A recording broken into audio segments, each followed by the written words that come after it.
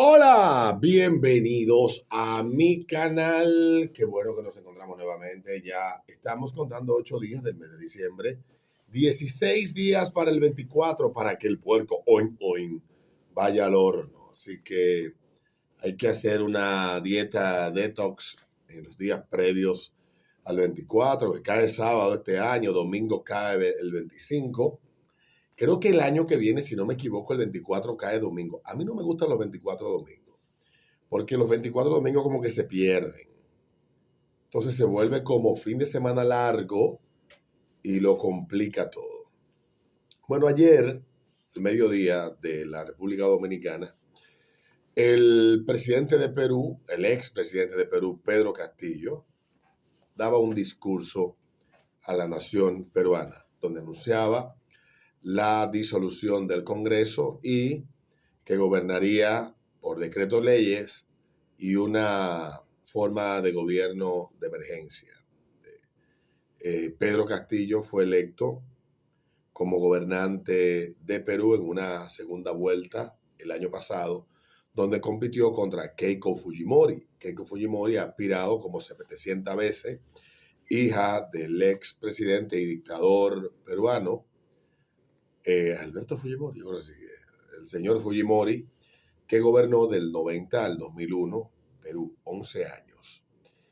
Eh, Perú, desde la caída de Fujimori en el 2001, tuvo una especie de etapa de estabilidad política que se extendió hasta el 2016, unos 15 años, y se convirtió en uno de los ejemplos de crecimiento, de inversión y de desarrollo de Sudamérica, siendo una economía que todavía, con toda la inestabilidad que ha estado experimentando el país, está proyectada a crecer 3.1, 3.2 para este 2022. Pero desde el año 2016 hacia acá, Perú ha tenido, ya yo perdí la cuenta, no sé cuántos presidentes, pero en total, toda la historia de Perú ha tenido 66 presidentes, siendo Dina Boluarte la juramentada en el día de ayer en el Parlamento peruano, la número 66, primera mujer en ocupar el cargo. Pero recuerden que Vizcarra, vicepresidente de Kuczynski, fue depuesto y puesto a otro tigre y después vino otro tigre y después vinieron estas elecciones que se hicieron el año pasado. Perú es de esos países misteriosos, porque tú dices, como un país con el grado de inestabilidad política que ha tenido Perú en los últimos 6 años, pero no crean que ha sido muy estable en los últimos 21. Ha habido muchas situaciones al extremo de que hay un presidente prófugo, tuvo un presidente que estuvo preso, Ollanta Humala, otro presidente que cayó preso, el señor Kuczynski, Vizcarra se libró de la cárcel, uno no sabe ni cómo, y ahora Pedro Castillo, que fue apresado en el día de ayer y que pretendió dar un autogolpe. Un autogolpe es cuando un presidente pues releva las responsabilidades de otras instituciones dentro del Estado y la asume él, y fue lo que hizo ayer el presidente de Perú en el momento, Pedro Castillo, al intentar deshacer el Parlamento, el Congreso peruano y gobernar él, convertirse en dictador. Yo me puse a ver las noticias en Perú y de verdad que Perú es un país particularmente particular. Óigame, particularmente particular. O sea, escuchando Exitosa, escuchando RPP, viendo Willax Televisión, Latina, me puse a ver también ATV, y esos canales de televisión peruana que para poder tener toda un rango bastante amplio de qué estaba pasando, obviamente revisando la prensa escrita a través de internet y varios periodistas peruanos que sigo, poder entender qué coño era lo que estaba pasando. Obviamente era fácil de entender, Pedro Castillo llegó al poder de una forma coyuntural, un hombre sin condiciones para ser presidente, impulsado por el fundador de un partido de izquierda, bastante izquierda en Perú. Este era como su delfín. Pedro Castillo no tenía mayores talentos ni capacidades para ser presidente, pero en Perú, lamentablemente, la clase política está tan desacreditada y se ha canibalizado tanto que básicamente la destrucción que ha vivido la clase política y los partidos tradicionales en los últimos 10 años ha sido tal en Perú que ha abierto la cancha para que al poder y a las funciones de poder lleguen los menos aptos, los más locos y lo peor que pueda llegar a la política. Yo creo que Perú debe de ser el ejemplo que todos debemos de mirar en lo que no debemos convertirnos. Perú, que es un país que tiene una historia interesantísima y que en los últimos 30 años ha pasado de una profunda crisis económica que le afectó en la década de los 80, mientras Alan García, un presidente muy joven, llegó al poder con 35 años, gobernó ese país de forma díscola, le tocó gobernar también en medio de esa crisis que afectó a toda Latinoamérica, llamada la década perdida, la década de los 80. Alan García gobierna con todas esas dificultades y en la década del 90 se da una elección donde hay que elegir entre un intelectual y escritor como Vargas Llosa y un rector con un discurso que no tenía mayor interés en el electorado, pero que en un momento determinado prendió, que terminó ganando la elección, convirtiéndose en presidente y sacando a Perú, o contribuyendo a sacar a Perú del hoyo de la hiperinflación, de las colas, de la crisis económica vivida durante la década del 80 y de la forma de gobernar un tanto inexperta de Alan García. Son 11 años que dura Fujimori, en esos 11 años pasa de todo, secuestro de la embajada de Japón, los ataques terroristas que se arreciaron llevados a cabo por Sendero Luminoso, el apresamiento de Abimael González, que era el fundador y el ideólogo de Sendero Luminoso, todo ese capítulo oscuro. Pero luego llega la guerra con Ecuador, llega la reelección en el año 95, gana la reelección en el año 2001, 2000. Pues entonces pretende Fujimori quedarse en el poder y esto genera una inestabilidad social y política. Estoy volando el autogolpe del año 92, si no me equivoco, por ahí, que se dio Fujimori, que tuvo éxito el de Fujimori, alegando cuestiones similares a las que alegó ayer Pedro Castillo. Y llegamos entonces a el año 2001, cuando en una relativa ¿cómo llama? Transición pacífica, en una relativa pacífica transición es la palabra, la forma correcta.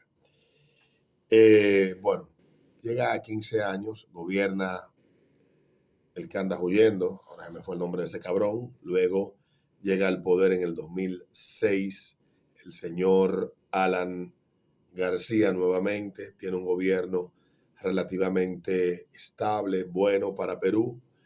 Luego llega Ollanta Humala, que fue derrotado por Alan García en la segunda vuelta del 2006.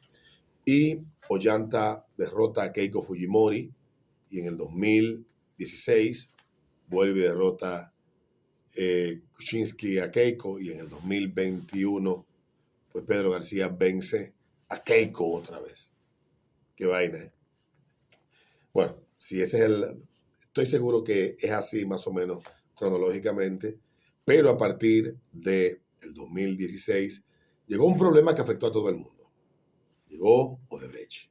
Odebrecht afectó a todo el mundo y por donde quiera que pasó el ventarrón de Odebrecht, pues levantó una polvareda enorme. Esa polvareda que levantó en Perú se llevó a un presidente, a la cárcel, llevó a una congresista a la cárcel también y candidata, Keiko Fujimori, llevó a muchísima gente a la cárcel en Perú. En Perú hubo un festival de coerciones de 34, 36, 14, 18 meses que eso no tuvo madre, y entonces llega Vizcarra al poder, ahí pasa otro peo por otra cosa, y bueno, llega Pedro Castillo, sin ninguna condición, sin ningún talento al poder, de un país que uno, de verdad, repito, debe de usarlo como ejemplo. El ejemplo debe de ser aspirar a una clase política que exhiba cualidades y talentos que le permita ser ponderada adecuadamente para uno poner en manos de gente que tenga condiciones el manejo del Estado. Pedro Castillo no gobernó más de 17 meses en Perú. Desde el primer día Pedro Castillo tuvo dificultades. La confrontación con el Congreso, con el poder económico de ese país, con otros sectores políticos dentro de su propio partido, el rompimiento con mucha gente dentro de la alianza que él formaba parte, el no tener control en el Congreso ni una mayoría importante, pues le hacía casi imposible gobernar. Y ciertamente Perú hasta con mayoría es difícil de gobernar. Entonces, eso trajo como resultado que se le abrieran varias investigaciones. Una de ellas involucra a un sobrino. Ya la prensa había denunciado oportunamente que el señor Pedro Castillo ni siquiera su tesis era 100% íntegra, tenía un porcentaje altísimo de plagio, su tesis magisterial y la especialidad también que hizo en ese tema, ni siquiera el 70%, 69% de ella es de su autoría, es copiado. Luego vinieron otros escándalos, periodistas tuvieron que irse de Perú, miedo a las represalias, que ya el gobierno empezaba un círculo tóxico alrededor del presidente y trajo como consecuencia que en múltiples ocasiones tuviera que relanzar su gobierno. Todos los ministerios renunciaban o se quitaban o se iban, etcétera. 2 mociones de censura, esta era la tercera. Ya lo llaman vaina de confianza, vacancia por cuestión de confianza. Y bueno, y este hombre llega al poder con esta debilitado en un país tan complicado. Créanme que Perú no es fácil de gobernar. Y ayer parece que ya su último intento fue tratar de convertirse en lo que posiblemente fue su proyecto inicial, en el pato macho de la granja y en el jefe de los jefes de Perú. Pero Perú, como dicen los peruanos, Perú no es Venezuela, Perú no es Nicaragua. Y es verdad, los peruanos han demostrado que tienen grano, de verdad, grano, eso no lo dude nadie, grano por pila ahí en Perú, grano para repartirle a toda esta región. Y Pedro Castillo, pues llegó al poder con un gobierno débil, se ve involucrado en estos escándalos de corrupción, él, su familia, ya se le había abierto un proceso por parte de la fiscal general, que muchos dicen que estaba contribuyendo a debilitar más aún el gobierno con acusaciones que deberán de probarse y ser sometido a la justicia con todo lo que le ha traído entonces. Algunos señalan que el acto de ayer fue un acto de sedición porque violó la Constitución. Según la Constitución peruana, en ese país existe un proceso para que el presidente pueda llamar a disolver el Congreso y llamar a elecciones en un plazo determinado y que surja un nuevo Congreso. Martín Vizcarra lo hizo hace unos años, se le acusó de autoritario, eso contribuyó a debilitar a Martín Vizcarra. El Congreso que salió de esa disolución de Vizcarra trajo como consecuencia ya un año y pico después, que le partieran el culo a Vizcarra. Hay cosas de locos. Perú es una vaina para escribir libros de política y para que los grandes analistas se sienten a observar qué pasa en ese país. Concomitantemente, con Perú, pues se da algo misterioso.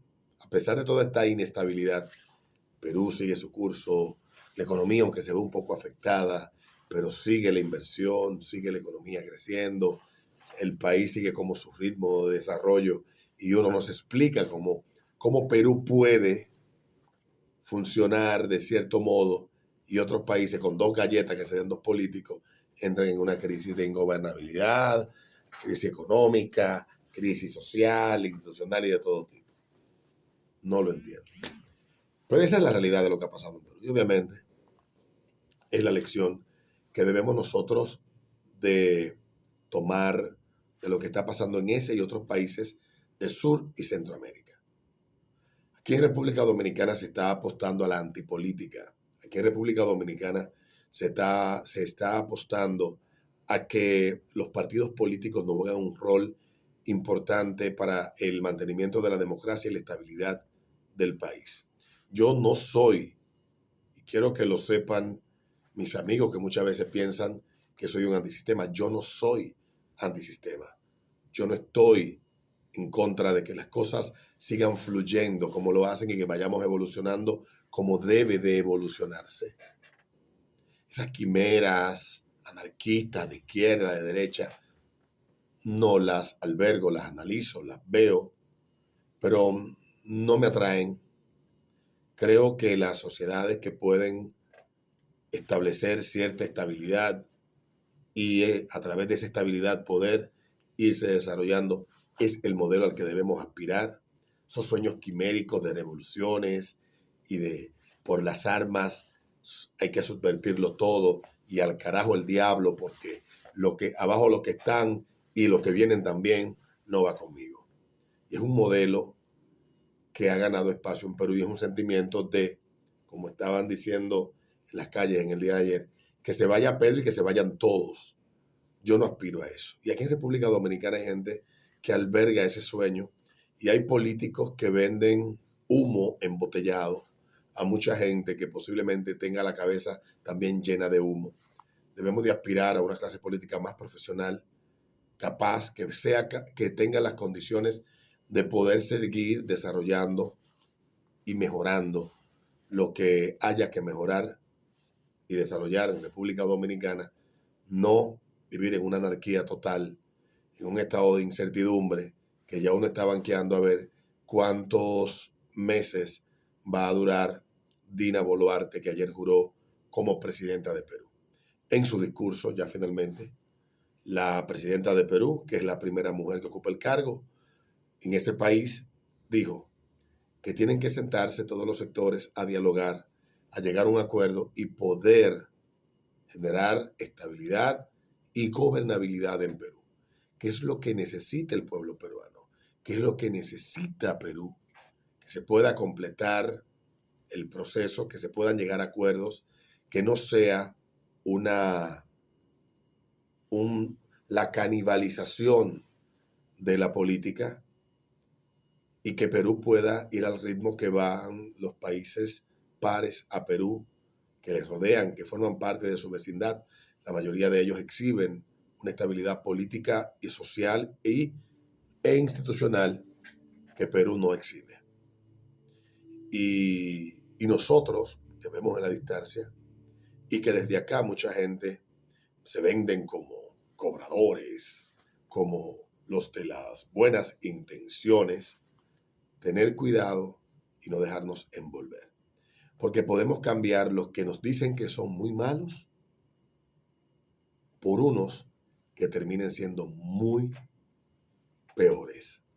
El ejemplo de esto es Perú. Nos vemos en un próximo video.